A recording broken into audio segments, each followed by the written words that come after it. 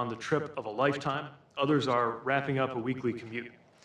We depend on airlines to get us to weddings, vacations, and job interviews that often wind up being some of the most important and memorable events in our lives.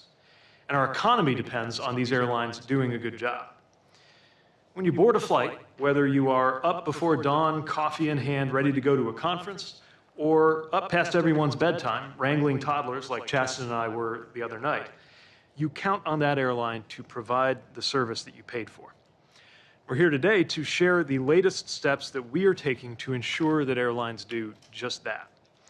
It's important to note here that just over 2 years ago, when President Biden took office in the depths of the pandemic, the biggest concern around our nation's airlines was whether they would stay in business at all.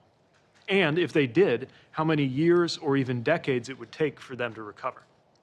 But President Biden acted to restore this economy swiftly, and demand came back faster than most forecasters thought was even possible. And we know some U.S. airlines have struggled to meet that demand. Now, weather remains the top cause of airline delays, but staffing and other issues under airlines' responsibilities meant that last summer we saw unacceptable rates of delays and cancellations even on blue sky days.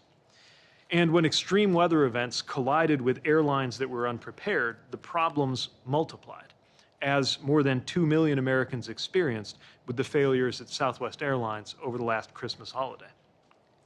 The good news is we are seeing real improvements.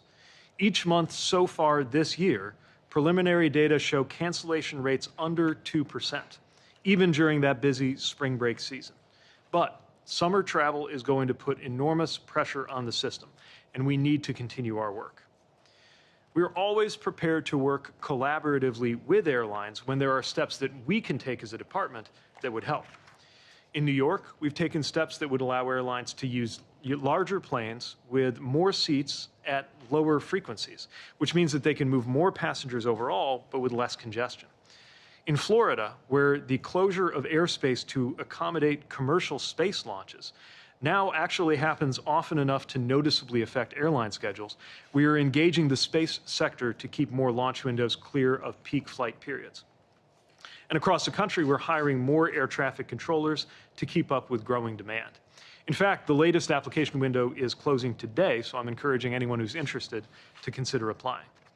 And FAA recently used new technology to clear over 100 new, more efficient flight routes that will save time and money. The FAA and Department of Transportation are doing our part, but airlines need to accept their fundamental responsibility to better serve passengers. When they don't, we are here to enforce passenger rights and hold airlines accountable. In just over 2 years, this administration has delivered some of the most significant gains in airline passenger protections in decades. We have stepped up enforcement, rules, and transparency. We've empowered passengers with better information. We've helped get $1 billion in refunds and counting back to passengers. And we have secured enforceable commitments around customer service that didn't exist just a year ago. And another major step is coming, as you'll hear in just a moment from the President. All of this is possible because President Biden is leading an administration relentlessly focused on making everyday life better for Americans. Just as the Biden-Harris administration is delivering historic investments to improve physical infrastructure, everywhere from airport terminals to crosswalks, we're also acting to ensure Americans have a better experience with our transportation systems, wherever they go and however they get there. It is an honor to serve in an administration that always puts consumers and workers first. And now it is my great honor to introduce the President of the United States, President Joe Biden.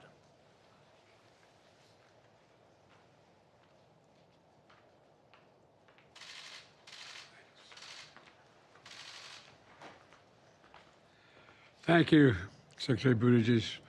Thank you all for being here. Please sit down. As we approach Memorial Day this weekend, and Memorial Day weekend, I'm rushing it, and a busy summer travel season, I'm here to talk about steps my administration is taking to make air travel better for all Americans. The airline industry is a key part of our economy, and they've been critical partners in a number of important initiatives, from requiring employees to get COVID vaccines, addressing the supply chain problems over the last couple of years. But I know how frustrated many of you are with the service you get from your U.S. airlines, especially after you, the American taxpayer, stepped up in 2020, the last administration, in the early days of the pandemic, to provide nearly $50 billion in assistance to keep the airline industry and its employees afloat. I get it. That's why our top priority has been to get American air travelers a better deal. We've made real progress, some of which you've just heard. Historically, when delays and cancellations are the airline's fault, the law has only required airlines to refund customers the price of their flight ticket, but not the cost of meals or hotels or transportation when you get left in limbo. In fact, a year ago, almost no major airline guaranteed any compensation beyond the price of the ticket if they caused a delay. The delay was their fault. No reimbursement for a hotel after a canceled flight or a meal after a delayed flight. But then we challenged them to do better. In fact, they did. Airlines started to change their policies when they're at fault for canceling or delaying a flight. Now, 9 major airlines cover hotels, 10 cover meals, 10 rebook for free. And that's a real savings for middle-class and working-class families. For example, the rebook fees could run as high as $200 per ticket. Now, you don't have to pay anything to rebook for most airlines. And that $200 is back in your pocket, even more if you're traveling with your family. But that's not all. At my State of the Union address, I pointed out airlines charging up to $50 a ticket just so you can sit next to your child. As I said, baggage fees are bad enough without you knowing the cost. Airlines can't just treat a child like a piece of baggage. Well, guess what happened?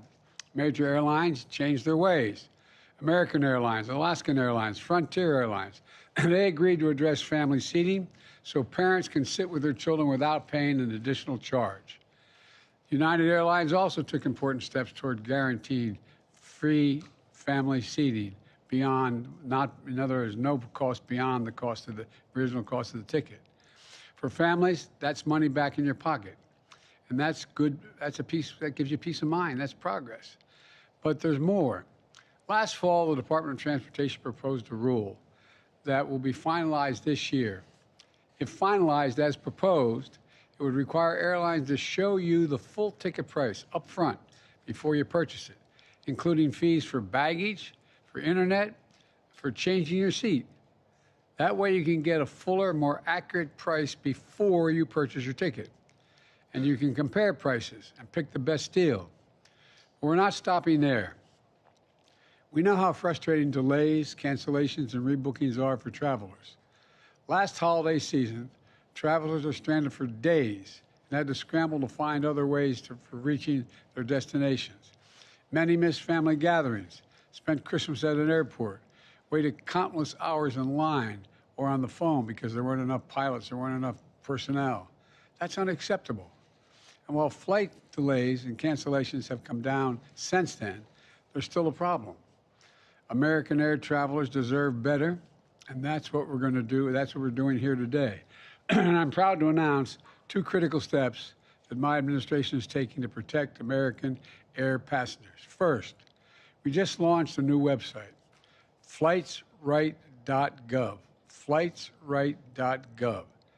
It features a dashboard we created last fall to give travelers more transparency into airlines' compensation policies. So, if it's the airline's fault and your flight was canceled or delayed, you can check the dashboard to see how the airline should be compensating you, like rebooking a flight or accommodating your hotel room and your meals. And today, we've expanded that dashboard to include airlines guaranteeing additional compensation, like cash, miles, or travel vouchers. But here's the deal. If you look at the dashboard today, you'll find that only 2 airlines guarantee additional compensation beyond the ticket refund. If your flight is very delayed or canceled, and the airline could have prevented that from, you deserve more than just getting the price of your ticket. You deserve to be fully compensated. Your time matters. The impact on your life matters. That's why I'm announcing a second critical step today to protect American consumers. Later this year, my administration will propose a historic new rule that will make it mandatory, not voluntary, but mandatory, for all U.S. airlines to compensate you with meals, hotels, taxis, ride shares, and rebooking fees, and cash, miles, and/or travel vouchers whenever they're the ones to blame for the cancellation or delay. And that's all on top of refunding the cost of your ticket. Airline passengers in Canada, for example, the European Union, and other places already get these compensations. And guess what? It works. One study found that the European Union required airlines to compensate passengers for flight delays. The number of flight delays went down. I appreciate Secretary Buttigieg's leadership on this issue. And I hope and I expect the Department of Transportation to move as quickly as it can to put this new rule in place. It matters. I know these things may not matter to the very wealthy, but they matter most to middle-class families and people struggling to get the cost in the first place of getting that airline. And so, look, these actions are, in addition to other progress we've been making to lower costs for American families, holding corporations accountable, and grow our economy from the bottom up and the middle out, not just the top down. I signed a groundbreaking executive order on competition that is helping us do everything from lowering the cost of hearing aids to banning non-compete clauses. And in my State of the Union address, you may recall, I call for an end to junk fees. That is, those hidden surcharges that you'd see at hotels, concerts, and credit card bills that you didn't know about before you got the ticket. I continue to call on Congress to pass the Junk-Free Prevention Act, because that's what American consumers deserve. I'm going to close with this. We're making progress, but we have more to do to reverse decades of concentrated corporate power and the continuing to lower prices and increasing opportunities for families, workers, and small business owners and entrepreneurs. So let's finish the job. Remember who we are. As I've said many times, we're the United States of America. There's nothing beyond our capacity when we do it together. This is just about being fair. Just about being fair. God bless you all. May God protect our troops. Thank you. Do you expect to make any progress on the debt ceiling tomorrow? Would you cut the Asian trip short for the debt ceiling negotiations, sir?